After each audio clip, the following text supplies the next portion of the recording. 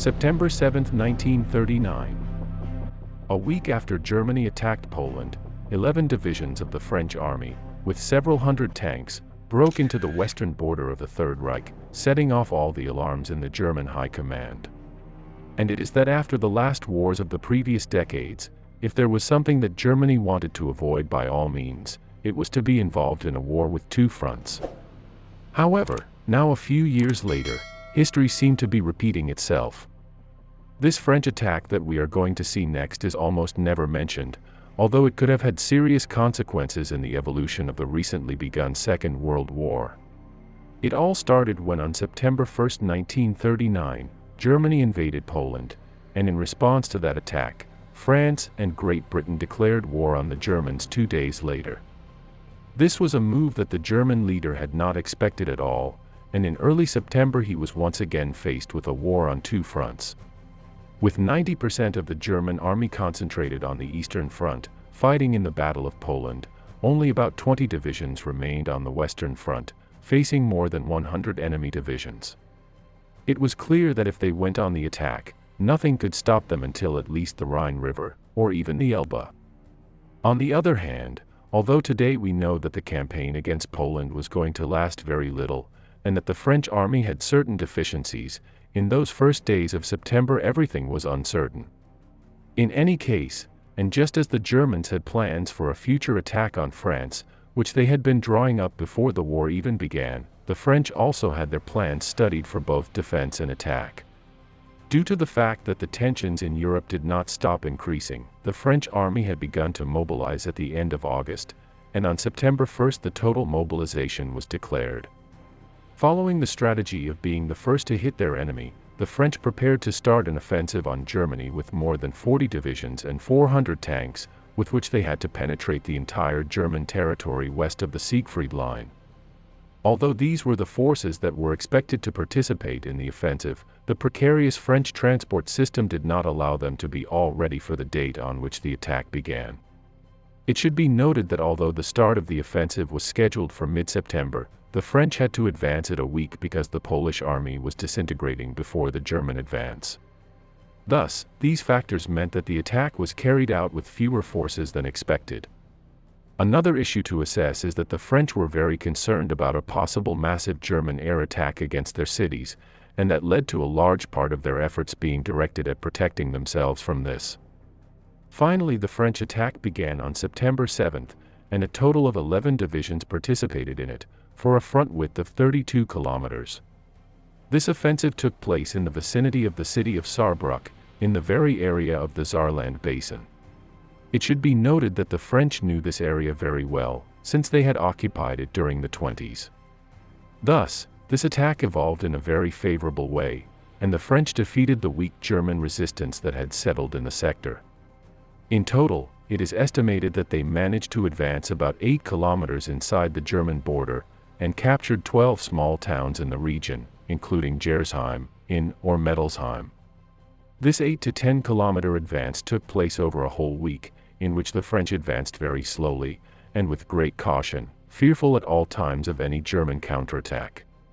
On the other hand, the Germans, who had very few units in the sector, could not do anything other than try to delay the French advance as much as possible, while they waited for reinforcements. To do this, they mined all the roads in the sector and the surrounding areas, and established defensive blocking positions, which consisted of just a small group of soldiers armed with machine guns.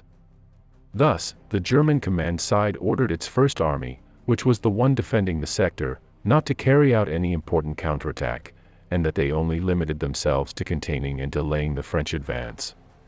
Even so, and despite this order, a small counterattack was carried out against the French flanks, which was able to recover a small village of no great importance.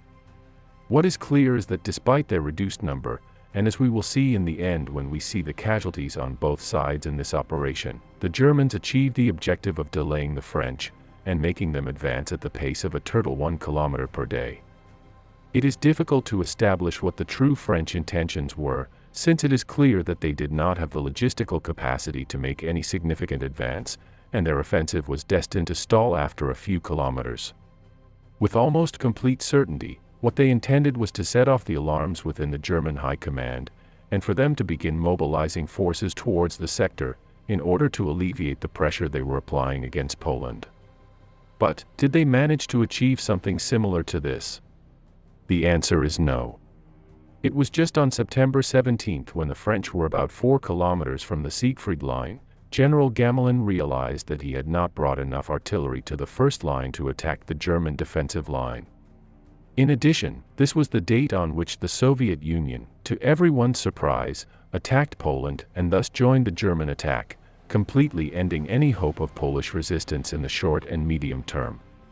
This meant that soon the bulk of the German army would be on its way to the Western Front, and the feeble penetration that the French had made into German soil after 10 days of attack would be imminently brutally attacked.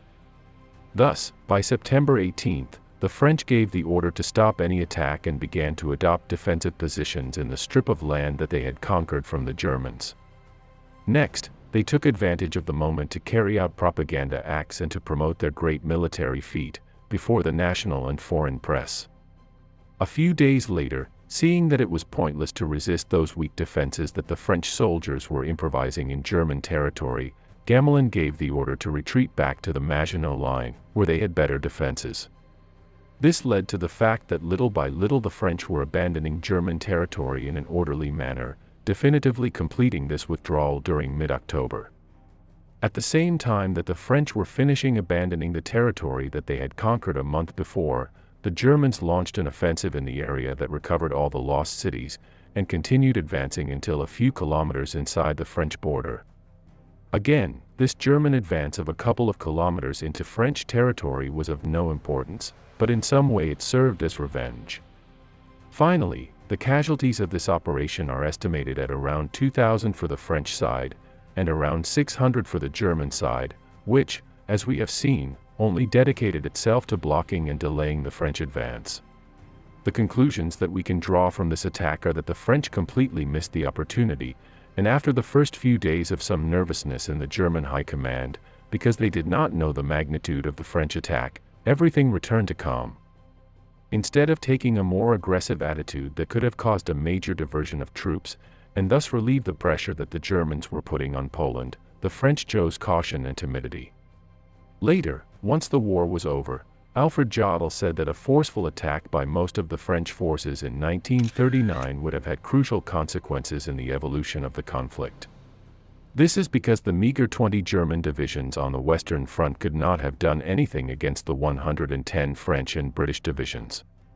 Thus, other generals also affirmed that a forceful French attack would have made the entire Western Front collapse in a matter of 1 or 2 weeks. And well, up to here this program on this little-known chapter of the Second World War. What do you think? Do you think that the French could have put all the meat on the grill, and have organized something bigger, than if it would have had consequences? I leave you in the description the program that we recently uploaded about how Guderian and Rommel made their way in France when the Germans attacked in May 1940, in which it is seen that the difference between them is total. Thank you all for being part of this community, and especially the sponsors who make this possible. Subscribe and share this program if you liked it, and we'll see each other here as always, next Thursday and Sunday. See you soon.